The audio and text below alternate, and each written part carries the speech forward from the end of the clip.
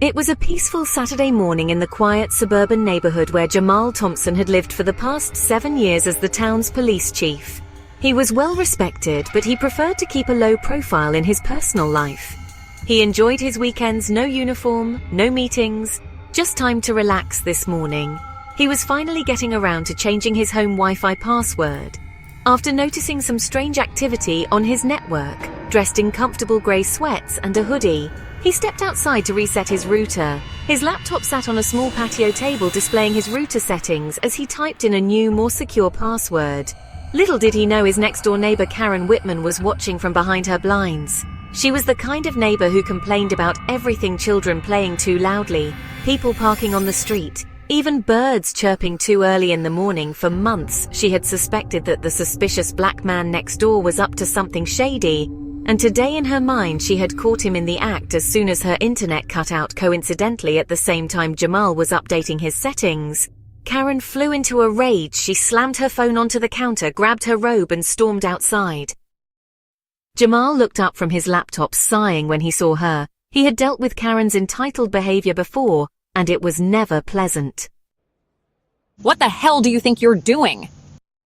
Don't play dumb. My internet just went out the second you started messing with whatever that is. Are you hacking into my Wi-Fi? Jamal exhaled slowly, already regretting this conversation. Karen, I'm just updating my own Wi-Fi password. It has nothing to do with yours. Oh, sure, and I'm supposed to believe that? Ever since you moved in, I've had random issues with my internet, and now all of a sudden when you're outside it magically cuts out.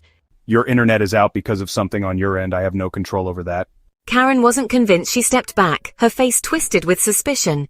I knew something was off about you. Then, in a sudden burst of self-righteousness, she pulled out her phone and dialed 911.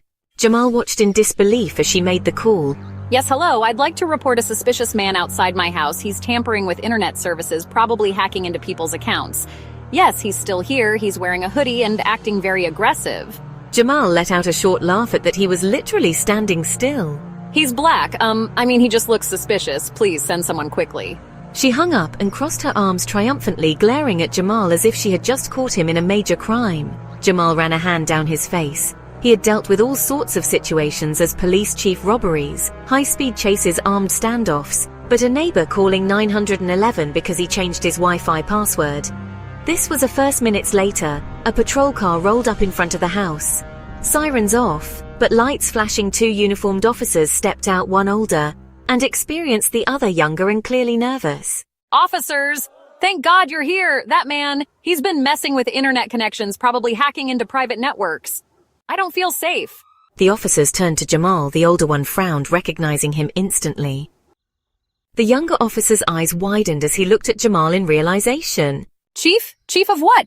Jamal reached into his pocket and casually pulled out his police badge, holding it up for everyone to see.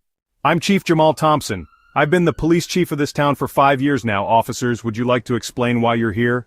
The silence was deafening. Karen's face went pale. Her mouth opened and closed like a fish, but no words came out. Ma'am, calling 911 for a non-emergency is a serious misuse of police resources. I didn't know. How was I supposed to? Karen stammered, looking between Jamal and the officers. Sir, we're sorry for the inconvenience. We'll be marking this as a false report. That would be best. Karen took a step back, looking utterly humiliated. She turned on her heel and rushed inside, slamming her door behind her. As the officers returned to their vehicle, the older one gave Jamal an apologetic nod. Sorry about that, Chief. Some people never learn. Tell me about it. As he walked back inside his home, he checked his phone. His Wi-Fi was working perfectly with a smirk. He sat back down, sipped his coffee and enjoyed the sweet irony of the situation.